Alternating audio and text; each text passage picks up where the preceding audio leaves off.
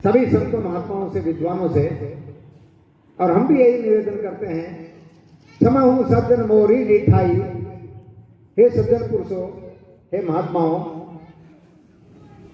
मेरी डिठाई को क्षमा कर देना, मेरी बेवकूफी को क्षमा कर देना। सुन हूं बाल वचन मन लाई, मैं आपका बच्चा हूं, मेरे बाल मुख से जो भी निकले उसको आप बड़ा मन लगा करके सुनना। कैसे सुनना? ऐसे सुनना, जिम शिशु कहे तोतरी बाता, जैसे छोटा बच्चा तोतली भाषा में बोलता है, सुन मुदित होए पितु वरु माता, उसको सुन करके माँ बाप बड़े प्रसन्न होते हैं। वो तोतली भाषा में जब बोलता है बड़ा आनंद आता है। कभी कभी तो वो ऐसी बात बोल देता है फिर भी पूरा परिवार हंसता है। यदि कोई दादी बैठी हो और छोटा पोता कह दे, ए बुद्धल सिंह तू कब मलागी, तू मल जा, बड़ा आनंद आता है। दादी बहुत जोर जोर से हंसती है, उसको गले से लगाती है, और यही बात बहू कह दे तो बात तो एक ही है। छोटा बच्चा बोलता है, आनंद आता है, और यही बात बहू कह दे तो आज का खाना खत्म है, खाना खराब। तो क्षम हूं सज्जन मोरी डिठाई, सुन हूं बाल बचन मन। और अब हम निवेदन करें हनुमान जी महाराज से, हे हनुमान जी महाराज, आप कृपया करके इस सागा गांव की पावन भूमि में आप प्रकट रूप से, तो आप सूक्ष्म रूप से तो हैं ही, आप प्रकट रूप से भी यदि इस पावन भूमि पर अपना दर्शन करवा दें तो बड़ी कृपया हो। और आप जब तक ये कथा होए, आप मंच के संरक्षक हैं, कथा में हनुमान जी का पहरा लगता है, हनुमान जी की कृपा से ही कथा हो पाती है, बिना हनुमान जी की कृपा की कथा नहीं होती। तो आइए हनुमान जी से निवेदन करें, हे प्रभु आप हम पे कृपा करना, जब तक ये कथा हो आप यहाँ पे। कथा राम की हो, जब तक कथा राम की हो, हनुमत डटे रहो आसन पर, जब तक कथा राम की हो, हनुमत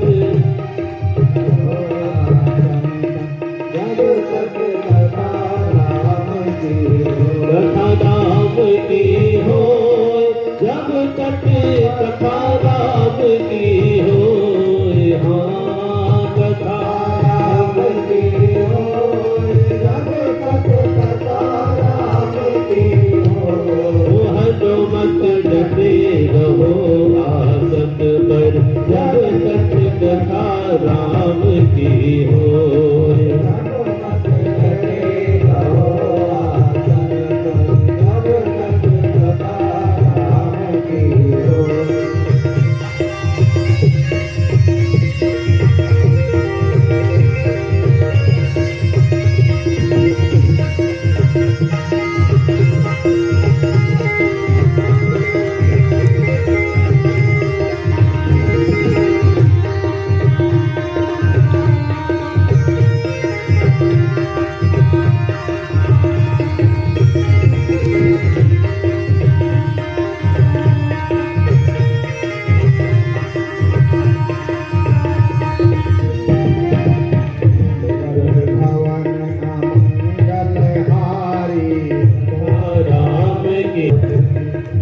जब तक कथा राम की हो। बोलिए हनुमान जी महाराज की। हे हनुमान जी महाराज, आपका पहरा सदैव लगता है इस सागा गांव की पावन भूमि पर भी आपकी कृपा रहे, और इस सागा गांव की पावन भूमि को प्रभु अवध बना दीजिए। यहाँ अवध जैसा आनंद है, चारों तरफ में राम ही राम, महिमा का गायन जैसा हो, इसको परम पावन बना दीजिए। इसी भाव के साथ में आइए द्वितीय दिवस की कथा में प्रवेश करें। हम लोगों के धर्म शास्त्रों में संतों महात्माओं का बड़ा महात्म है। मानव के जीवन में यदि संत नहीं आता है तो मानव जीवन में मानवता नहीं आती है। संत और गुरु हमको इंसान बनाते हैं, अन्यथा तो हम मां के गर्भ से पशु ही आते हैं। हमें जब संस्कार पढ़ते हैं तब हम मानव बनते हैं। और आज भी इस मानव रूपी पशु ने पक्षियों की तरह आसमान में उड़ना सीख लिया, मछलियों की तरह जल में तैरना भी सीख लिया, पशुओं की तरह संसार में विचरना भी सीख लिया। लेकिन एक कमी आज भी है, हम सब कुछ बन गए। हम डॉक्टर बन गए, वैज्ञानिक बन गए, आईएएस बन गए, आईपीएस बन गए, मंत्री बन गए, उद्योगपति बन गए, धनवान बन गए, गुणवान बन गए, सब कुछ बने। लेकिन एक कमी रह गई, हम इंसान नहीं बने। हे कथा श्रोताओं, यदि हम इंसान बन जाएं, एक बार इंसान बन जाएं, तो ये मानव जीवन सफल हो जाए। क्या फर्क पड़ा? हम सब कुछ बने और इंसान नहीं बने तो सब चीजें व्यर्थ हैं। कितना ही धन कमाया और वो पाप की कमाई रही, तो याद रख लेना, नोट करो, पाप की कमाई आपका विनाश करेगी पक्का। आप बच गए किसी कारण से, प्रारब्ध से, अपने पुण्य कर्मों से, तो आपके पुत्र का नाश करेगी, मानी दूसरी पीढ़ी, और नहीं तो तीसरी पीढ़ी का सर्व सत्यानाश पक्का है। पाप की कमाई घर में नहीं आनी चाहिए। कमाई करो तो नेक करो, कमाई करो तो शुद्ध करो। भगवती मार्ग से जो कमाई हो वो कमाई है। हमारे शास्त्रों में 3 चीजों के लिए निषेध किया है, काम, क्रोध और लोभ। ये 3 नरक के रास्ते हैं। जिस किसी के भी जीवन में, चाहे वो कितना ही ऊंचाई पर बैठा हुआ व्यक्ति क्यों ना हो, चाहे वो रावण ही क्यों ना हो, रावण जो 4थी पीढ़ी में है, ब्रह्मा जी प्लस विश्रवा और रावण, ब्रह्मा जी का 4था, लेकिन उसके पास सब कुछ था, कुल बड़ा था, धन बड़ा था, ज्ञान बड़ा था, विद्वान था। एक चीज नहीं थी, चरित्र नहीं था। और चरित्र नहीं होने से आज तक के कई हजार करोड़ वर्षों से रावण के पुतले फूके जाते हैं। हे माताओं, बहनों, भाइयों, ऐसा विचार करें कि हमारे जीवन में चाहे कुछ भी हो कि ना हो, लेकिन हम इंसान बन जाएं, मानव बन जाएं। तो मानव बनाने के लिए क्या चाहिए? संतों की शरण, शास्त्रों की शरण, तीर्थों में जाकर के भगवान का ध्यान करना, संतों महात्माओं का पूजन करना और तीर्थ सेवन करना। हो सके तो 1-2 रुपया दान करना, हो सके तो। नहीं कर सकते हो तो कोई बात नहीं, बचा के रखना पैसा। लेकिन तीर्थ में जाने के बाद में संतों के दर्शन जरूर करना है। भगवान सूर्य ने अपनी गति बदली। भगवान सूर्य 2 मार्ग से चलते हैं, 2 रास्ते हैं सूर्य भगवान के। आपको आकाश में दिखाई देते हैं ना, आकाश में भी सूर्य भगवान 2 मार्ग लेते हैं। एक को दक्षिणायन कहते हैं, एक को उत्तरायण कहते हैं। उत्तरायण मार्ग होता है जब भगवान सूर्य उत्तर की दिशा से चलते हैं, उत्तर की दिशा से, और दक्षिणायन होता है जब भगवान सूर्य दक्षिण की दिशा से चलते हैं। इसको मोटा माटी यदि हम कहें तो ऐसे समझ लीजिए 22 जून के बाद में, 22 जून के बाद में भगवान सूर्य अपना रास्ता बदल देते हैं और दक्षिणायन पर चले जाते हैं, दक्षिण की तरफ से यात्रा करना शुरू कर देते हैं 21 जून से, और 22 दिसंबर तक उसी मार्ग में रहते हैं। फिर 22 दिसंबर को मार्ग बदलते हैं और इस तरफ आ जाते हैं, उत्तर की तरफ में। और पहले ये काल के अनुरूप समय के साथ में भगवान सूर्य जब मार्ग बदलते हैं तो मकर संक्रांति को अपना मार्ग बदलते हैं। जब भगवान सूर्य मकर में प्रवेश करते हैं तो मार्ग को बदल देते हैं। अब तो मकर आती है आपके पूष महीने में, लेकिन जब पुराने जमाने की बात है, ये मकर आई माघ के महीने में, और माघ के महीने में तीर्थराज में एक बहुत बड़ा मेला लगता है। तीर्थराज जानते हो? प्रयाग। आप में से कोई प्रयाग गए हैं? नहीं गए? बोलो सागा धाम की।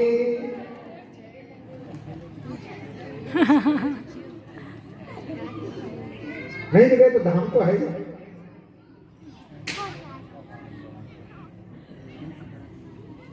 जब सारे तीर्थ होते हैं, माघ में एक मेला लगता है वहां, और उस मेले में सारे तीर्थ हिंदुस्तान के, दुनिया भर के सब तीर्थ आकर के प्रयागराज में बैठते हैं। अच्छा, प्रयाग किसको कहते हैं? पहले इसको सुन लो।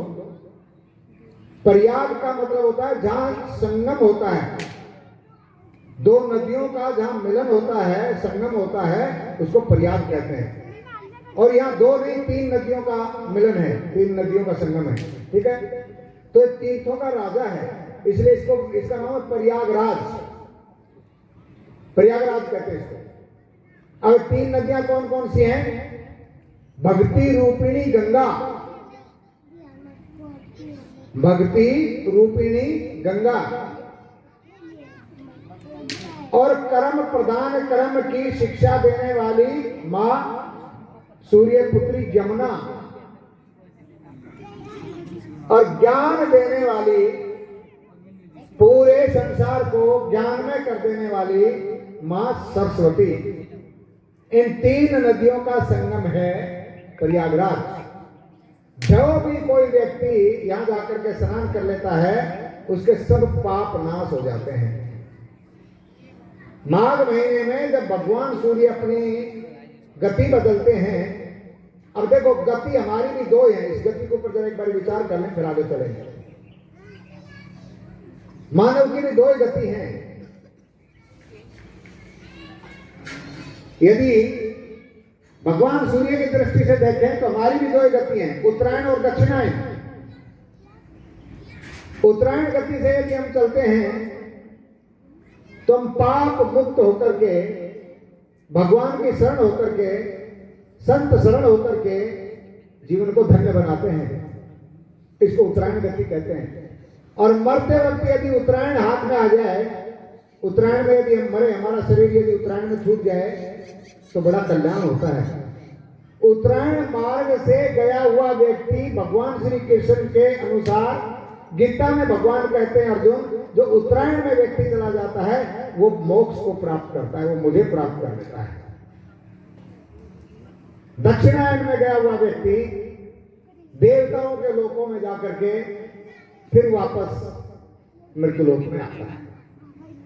तो भगवान सूर्य के भी दो मार्ग हैं, एक उत्तरायण, एक दक्षिणायन। तो मेरे भाई बहन, अपनी चाल को ठीक करो। हमारी बिगड़ी हुई चाल हमको नरक में ले जाती है, और हमारी सुधरी हुई चाल हमारा कल्याण करवा देती है। पैर तो दो ही आपके पास में, एक पैर इस पंडाल की तरफ आता है जहां भगवान की कथा होती है, यही पैर मंदिर की तरफ में जाते हैं जहां भगवान का पूजन होता है, और यही पैर हमको गलत जगह में ले जाते हैं जहां मदिरा पी जाती है, जुआ खेला जाता है। पैर तो यही है। गति हमारी किस तरफ हो, हमारी चाल कैसी हो, हम कैसे चलें, गति को सुधारो। यदि मति सुधरती है तो गति सुधरती है, और गति सुधरती है तो जीवन सुधरता है। तो संत सदैव अपनी चाल के ऊपर ध्यान रखते हैं, मेरी चाल ना बिगड़े, मेरा पैर गलत ना पड़े। इसलिए संत सदैव तीर्थों का सेवन करते हैं, हरि नाम संकीर्तन करते हुए, गाते हुए, भजन करते हुए तीर्थों में जाते हैं, संतों का दर्शन करते हैं, और वहां संतों के दर्शन करके तीर्थों में अपना जीवन धन्य बनाते हैं। तो माघ का महीना है, भगवान सूर्य अपनी गति बदलते हैं। आइए हम लोग भी दर्शन करें। प्रयागराज में सूर्य भगवान ने जैसे गति बदली तब क्या हुआ एक बारी भरद्वाज मुनि बसहि प्रयागा, बसहि प्रयागा। तिनहि राम पद अति अनुरागा, तिनहि राम पद अति अनुरागा। ओ तापस समदम